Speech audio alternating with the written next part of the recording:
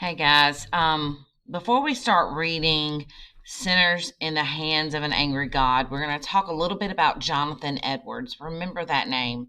He was a minister, and this is his most famous sermon that he preached to the Puritans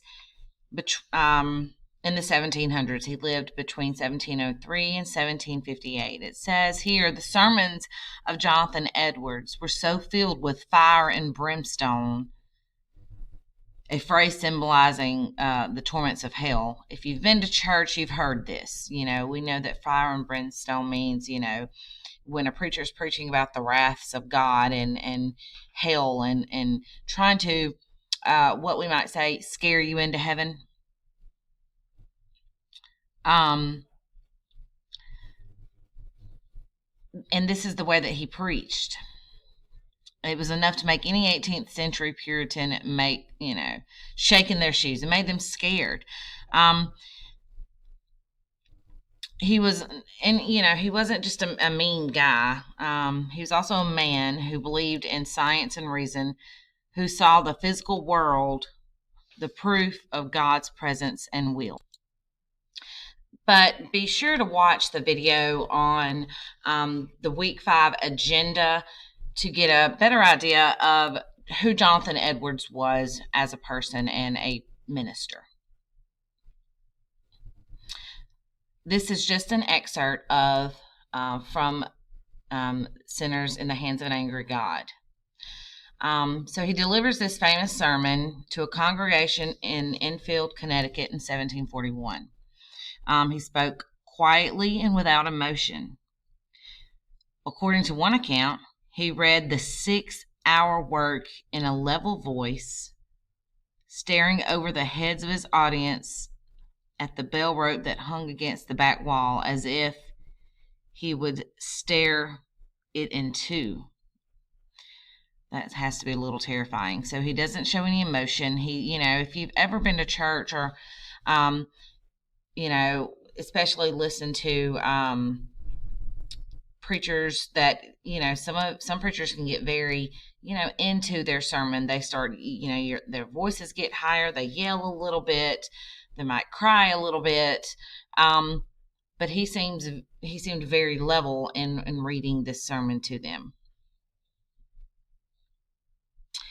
This is the case of every one of you that are out of Christ. That world of misery, that lake of burning brimstone is extended abroad under you. There is the dreadful pit of the glowing flames of wrath of God. There is hell's wide gaping mouth open, and you have nothing to stand upon, nor anything to take hold of. There is nothing between you and hell but the air. It is only the power and mere pleasure of God that holds you up. You probably are not sensible of this. You find you are kept out of hell, but you do not see the hand of God in it. But look at other things as the good state of your bodily constitution, your care of your own life, and the means you use for your own preservation. But indeed these things are nothing. If God should withdraw his hand, they would avail no more to keep you from failing than the thin air to hold up a person that is suspended in it. So here he's using different types of rhetoric, right? What type do you think he's using? As he's trying to kind of scare them into heaven, right? He's trying to tell them how bad and how close they are to hell. That nothing but air separates them from hell and life. And that air might just be the very breath that they take. This your breath could stop at any moment is what he's kind of getting at. So think about the rhetoric that he's using as we go throughout this story, this sermon. Your wickedness makes you, as it were, heavy as lead, and to tend downwards with great weight and pressure towards hell. And if God should let you go you would immediately sink and swiftly descend and plunge into the bottomless gulf. And your healthy constitution and your own care and prudence and best contravent contravents and all your righteousness would have no more influence to uphold you and to keep you out of hell than a spider's web would have to stop a fallen rock. Or if it not for the sovereign pleasure of God, the earth would not bear you one moment. So there he's going again, talking about how close they are to hell. He said we can no more keep ourselves out of hell with just our own goodness than a spider's web could keep a rock from falling.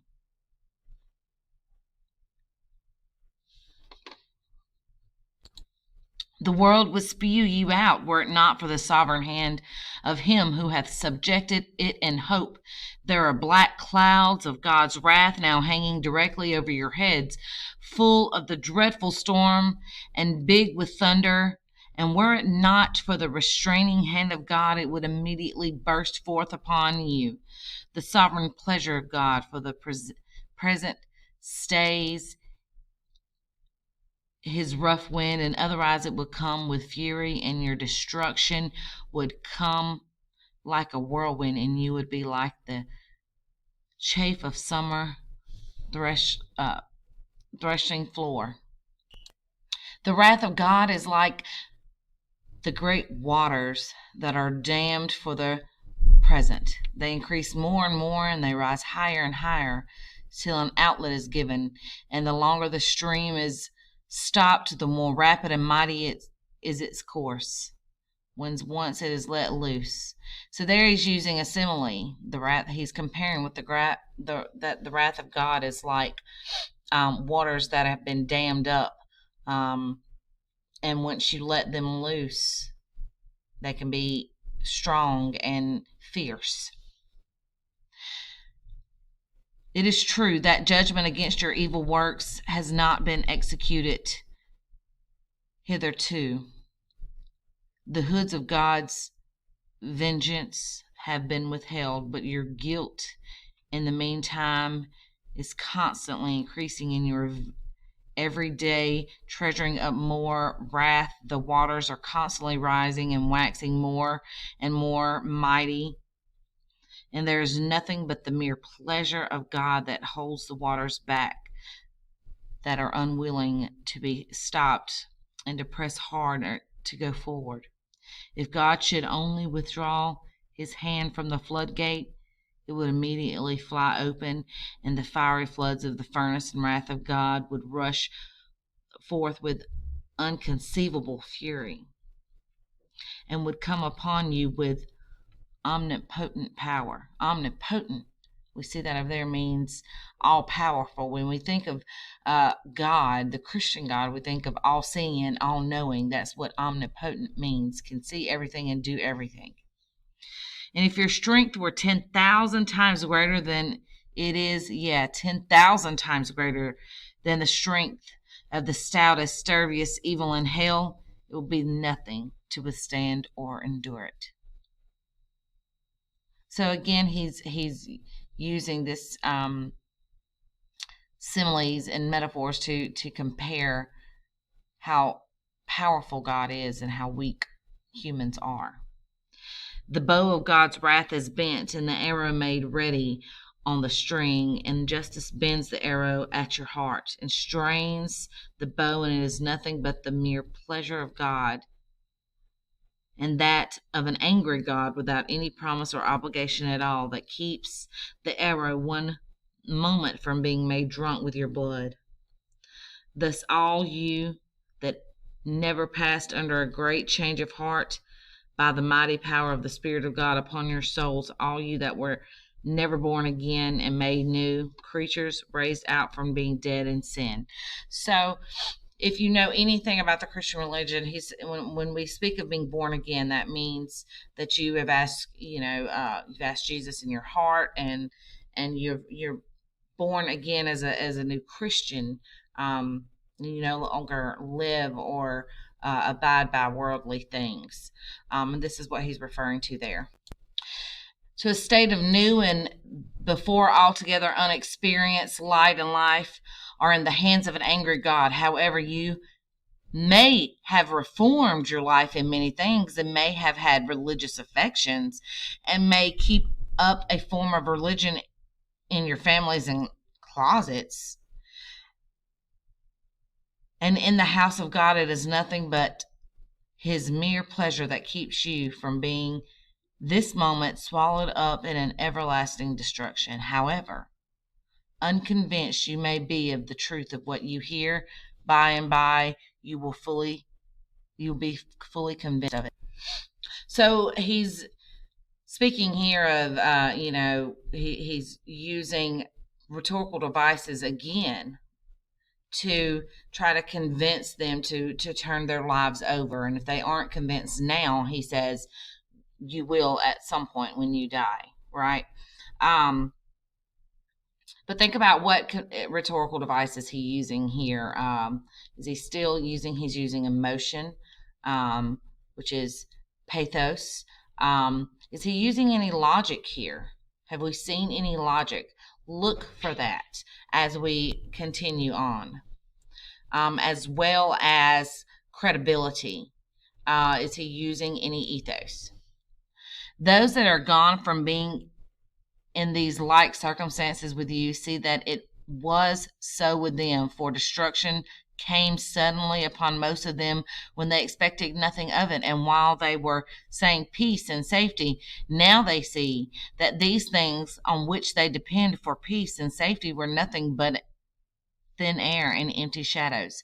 So now he might be using a little bit of logos, logic, when he's speaking of people that die unexpectedly. He's using this also as credibility for his claim that death will come quickly and when we least expect it. Just like now, back then, people would die unexpectedly. Out of nowhere, people would drown, people would get sick and die, and so he's using this to build his case. The God that holds you over the pit of hell, much as one holds a spider or some loathsome insect over the fire, abhors you and is dreadfully provoked. This wrath towards you burns like fire. He looks upon you as worthy of nothing else but to be cast into the fire. He is of purer eyes than can to bear to have you to the sight. You are 10,000 times more abominable in his eyes than the most hateful venomous serpent is in yours. So here he's using illusions, things that we all know. He's using the spider, he's using the serpent or a snake as things to compare our or the humans, I guess, sins in the eyes of God. O sinner, consider the fearful danger that you are in. It is a great furnace of wrath, a wide and bottomless pit full of the fire and wrath, that you are held over with the hand of that God whose wrath is provoked and increases much against you as against many of the damned in hell. You hang by a slender thread, with the flames of the divine wrath flashing about it and ready every moment to singe it and burn it asunder. You have no interest in any mediator or one who reconciles opposing groups, someone who kind of makes everything, tries to calm down the tension. And nothing lay hold of to save yourself, nothing to keep off the flames of wrath, nothing of your own, nothing that you've ever done, nothing that you can do to induce God to spare you one moment.